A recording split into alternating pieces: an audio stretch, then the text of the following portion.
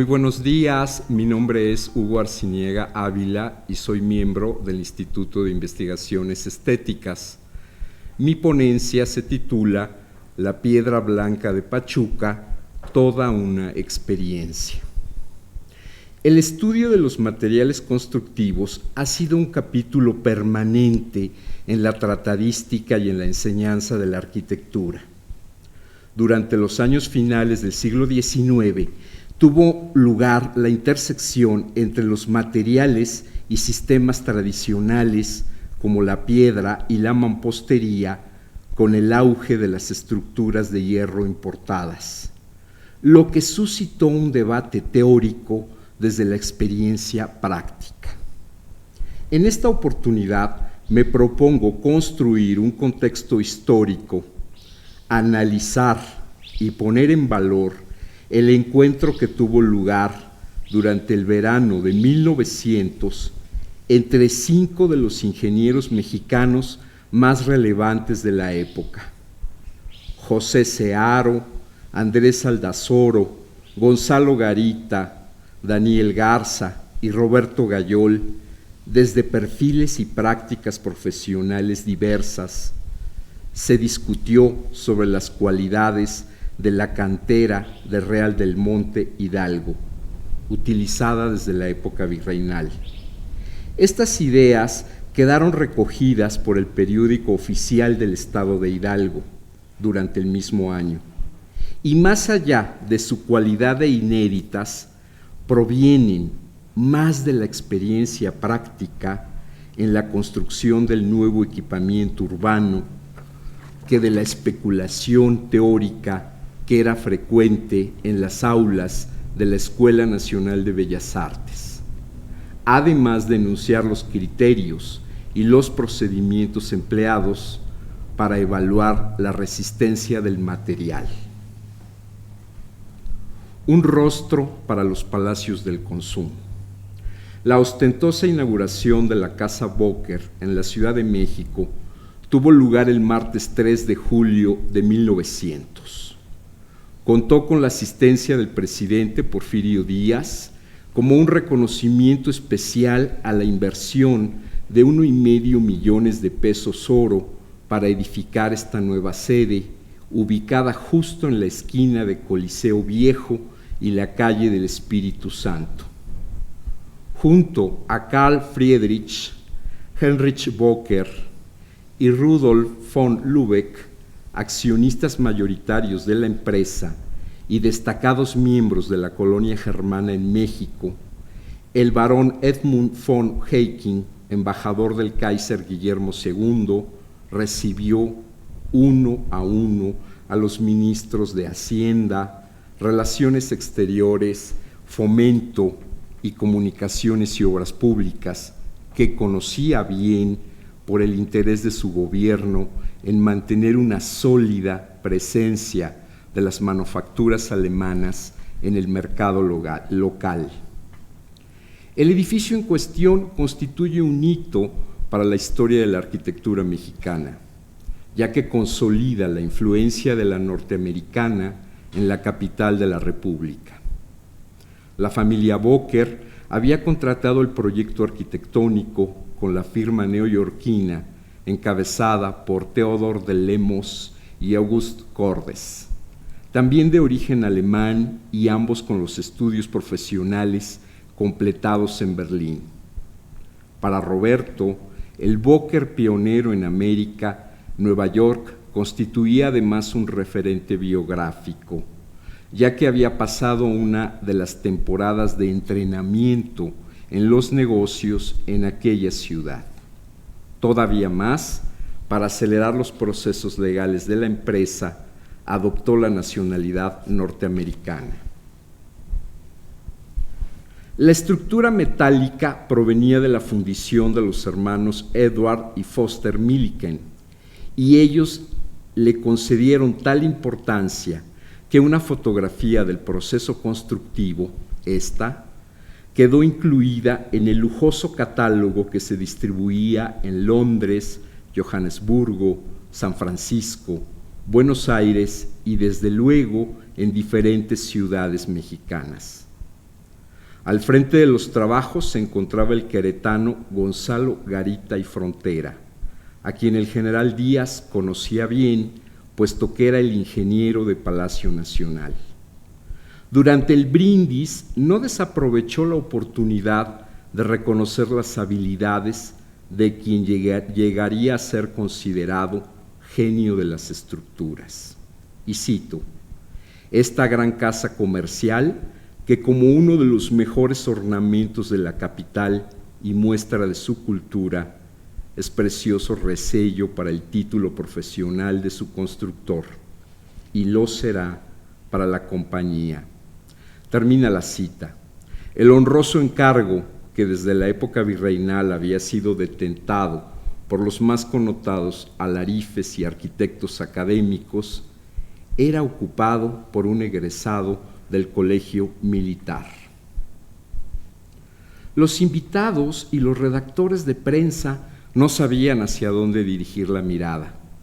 A la solución dada a la esquina, que rápidamente hizo de la construcción un hito urbano, a la cubierta de hierro y cristal del patio central, a los ascensores distribuidos convenientemente, a los aparatos de aire comprimido dispuestos para el cambio de moneda, a los grupos escultóricos que junto con los escudos aludían a la ciudad de origen de los propietarios, o a la escalinata de honor cuyos peldaños estaban tallados en fino mármol italiano, otro de los elementos distintivos de las grandes tiendas departamentales en el mundo.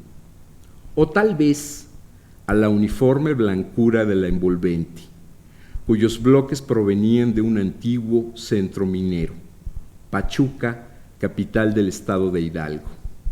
La piedra blanca de Pachuca fue aquí equiparada al hierro y al concreto armado por sus cualidades para construir la experiencia de quedar inmerso ante aquella exposición de máquinas de coser, máquinas para escribir, muebles, carruajes y desde luego la cubertería y las navajas del arbolito, que habían ganado prestigio al establecimiento, a la primera ferretería de verdadera importancia en el país, como enunciaba la prensa capitalina.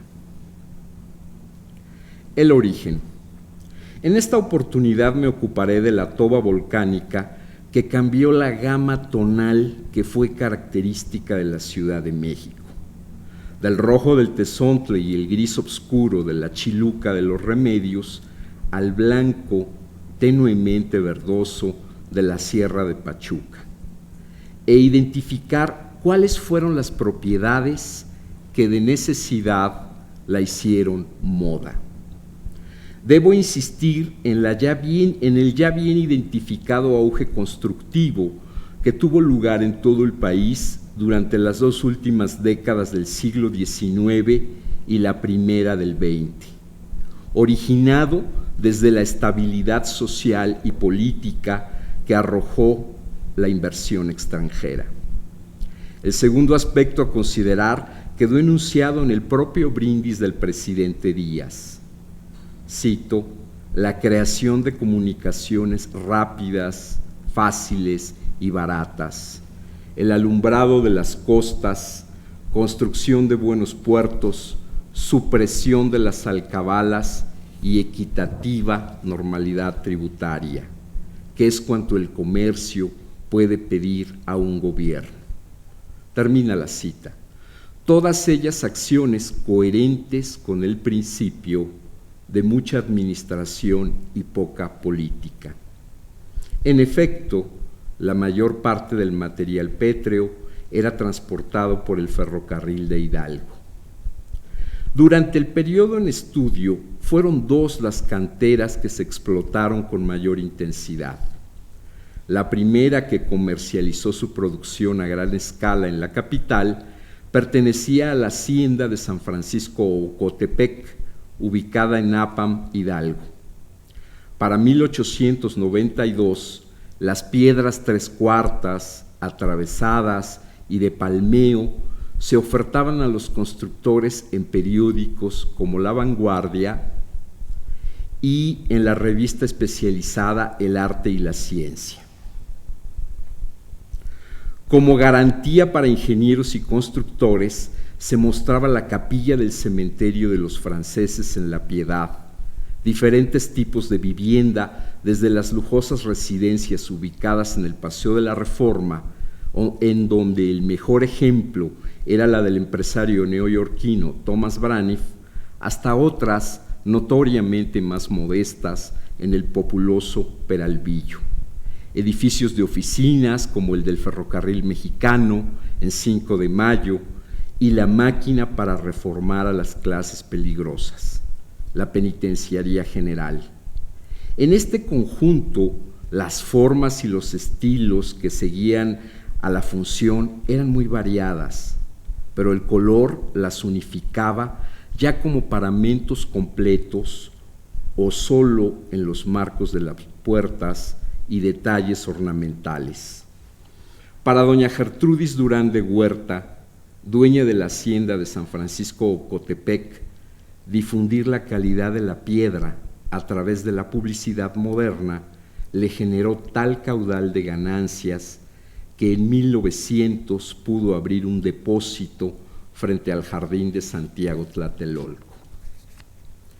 El otro yacimiento está en Tezoantla, una comunidad indígena cercana a Real del Monte Hidalgo, que fue explotado desde el siglo XVI para erigir los grandes conjuntos conventuales en la región, a cuyos productos me referiré en este texto por la singularidad de los análisis a que quedaron sometidos. La experiencia científica del ingeniero. En la municipalidad de Tacubaya se construía el Observatorio Astronómico Nacional en la que fuera huerta de la casa de campo del obispo. Los trabajos estaban a cargo del ingeniero arquitecto Ángel Anguiano, que sí había egresado de la Escuela Nacional de Bellas Artes y se desempeñaba como director de dicha institución científica desde 1877.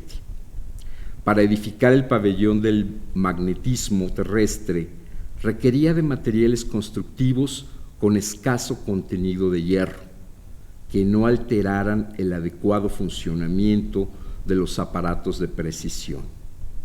Luego de echar mano de los magnetómetros, concluyó que solo podía emplearse el tepetate, la arena, la cal, la cantera que viene de Pachuca y el cemento. Nuestro recinto, la chiluca, las demás canteras y piedras de construcción y el ladrillo en sus distintas formas son magnéticas. Resultado que sumó a las características ya bien conocidas: disponibilidad en el mercado, tamaño más que mediano y aspecto bastante agradable. Así que se resolvió a construir las fachadas del observatorio, todo con ese material.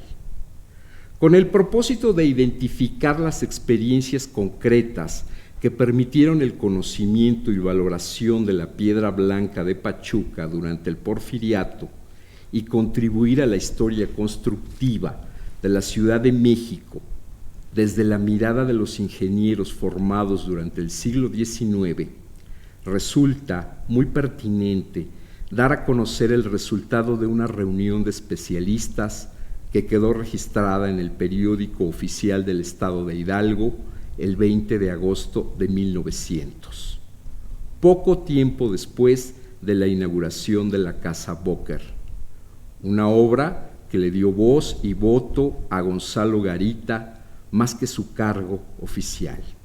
Abrió el ingeniero en minas Andrés Aldazoro, respetado en el gremio por haber completado una especialidad en la Real Academia de Minas de Berlín, viaje que le llevó a escribir Telégrafos subterráneos del Imperio Alemán, notas tomadas en Berlín, publicado un año antes, en 1889.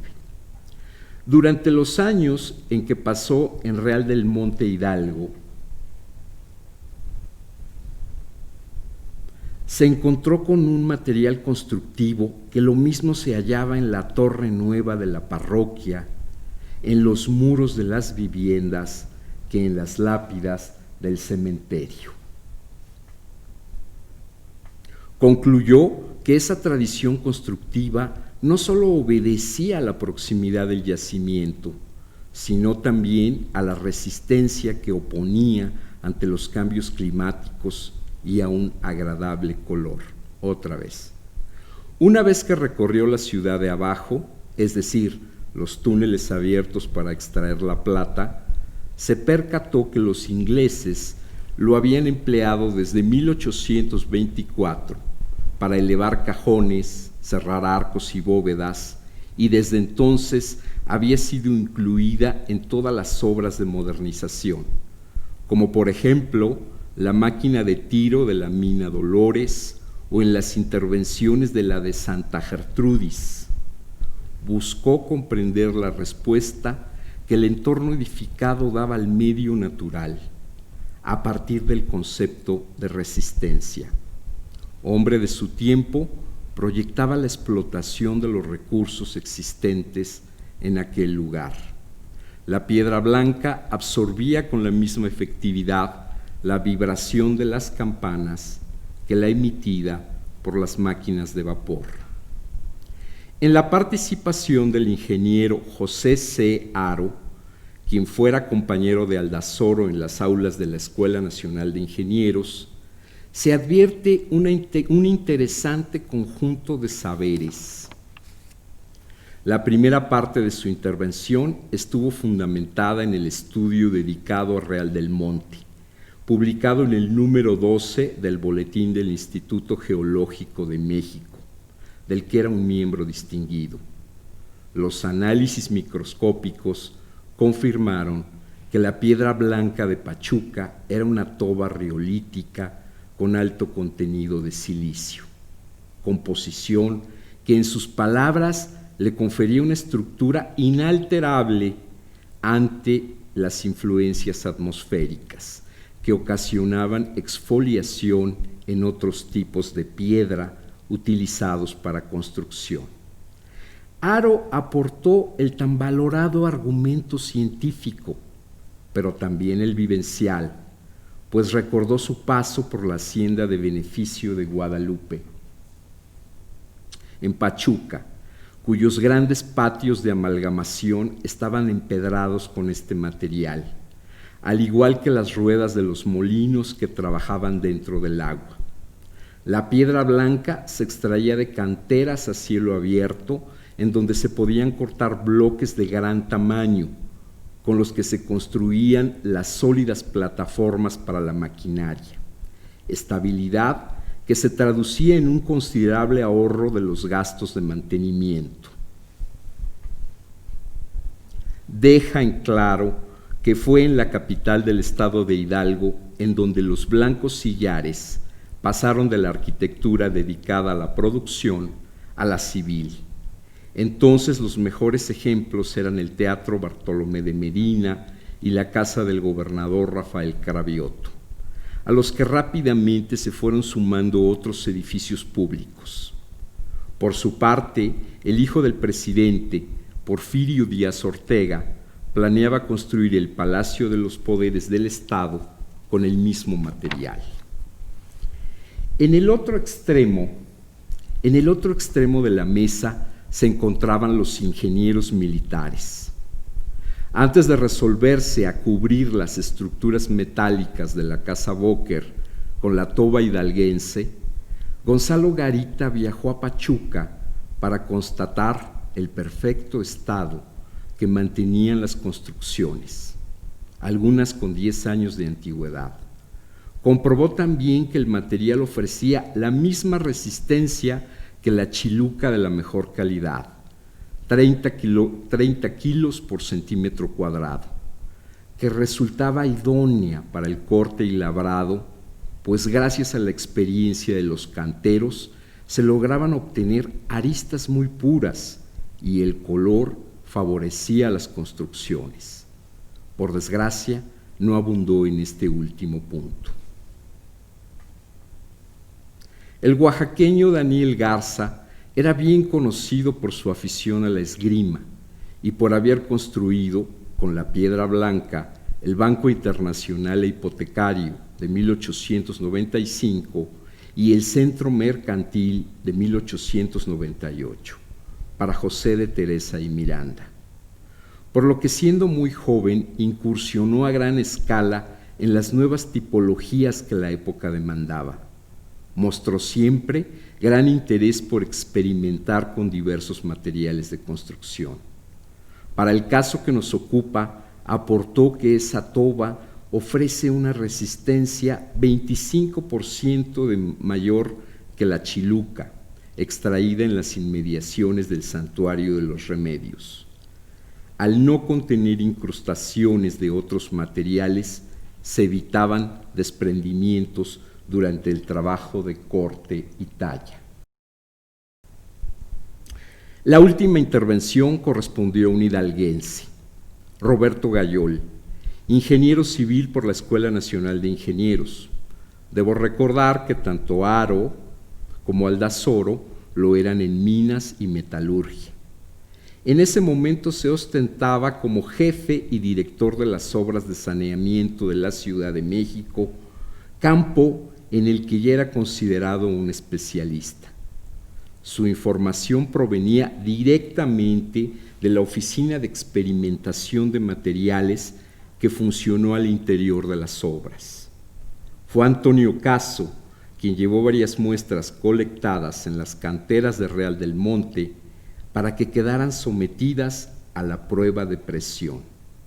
El dato más preciso era que el material pétreo se rompía bajo una carga de 300 kilos por centímetro cuadrado y su peso era de 1.900 kilogramos el metro cúbico. Una vez que quedó ampliamente demostrada su excepcional calidad, la discusión giró hacia los costos. La demanda en el mercado capitalino y la abundancia de referencias publicitarias habían hecho que su precio se incrementara de forma considerable. Pero aclara el redactor, sabemos que su precio, si bien más alto que el de la cantera común, no es exagerada. No se omitió mencionar, porque estaba a la vista de todos, que los principales edificios de la ciudad se están construyendo con cantera de Pachuca. Yo agrego, y sin la participación de los arquitectos de la Escuela Nacional de Bellas Artes. Reflexión final. Mi propósito fue identificar la experiencia que suscitó entre la comunidad de ingenieros mexicanos el material constructivo local con que se erigió buena parte de la ciudad que recibió al siglo XX. La selección de notas nos guía por un proceso que inicia en las canteras a cielo abierto de Tezoantla, Hidalgo, en donde se podían extraer bloques de gran tamaño sin el peligro de que se fracturara durante el corte. Continuaba con la atenta mirada sobre los edificios, detallando el comportamiento de materiales y técnicas constructivas en dos centros mineros que parecían inagotables, Real del Monte y Pachuca, tanto en la ciudad de arriba como en la de abajo. Por su notable resistencia, la piedra blanca fue seleccionada para tallar ruedas de molino virreinales como plataformas para las máquinas de vapor decimonónicas. La uniformidad de color y la facilidad para el labrado la llevaron ya sobre las vías del ferrocarril hasta el mercado capitalino, en donde fue bien recibida por otra generación de ingenieros que sí dispuso de la tecnología para confirmar las propiedades que la experiencia en obra había identificado de forma empírica desde siglos atrás. La novedad radica en la identificación del origen del deterioro, la temida exfoliación justo en las influencias atmosféricas. lo que hoy llamamos procesos de deterioro. De la discusión de los especialistas, al menos la que quedó registrada en las páginas de la prensa, escapó un aspecto básico, tal vez por la distancia temporal que era necesaria. La tan apreciada resistencia de la toba hidalguense también incluía la corrosión de las estructuras metálicas que todavía envuelve. La otra experiencia es la del habitante de la ciudad y sus edificios, que aprehende los muchos matices presentes en las calles. La ausencia de color acerca a estas obras hacia las últimas reinterpretaciones de la antigüedad clásica y el Renacimiento, aprendidas por ellos, los ingenieros, en la Escuela Nacional. Pero también acentúa los volúmenes y destaca la proyección de las sombras. Un mineral extraído de las entrañas mismas de la patria asignaba identidad a las estructuras metálicas importadas de Nueva York. Su blancura la aproxima a los mármoles de Carrara y Paros, reservados para la ornamentación y las escalinatas, pero con su presencia insiste en la bien conocida obsesión de los ilustrados, los románticos y los seguidores de la Escuela de Chicago, la higiene, una ciudad ya libre de mortíferos miasmas. A causa de las influencias atmosféricas, pero sobre todo del tiempo, la piedra blanca se tornó ocre, pero la observación y la vivencia no cesan. Gracias.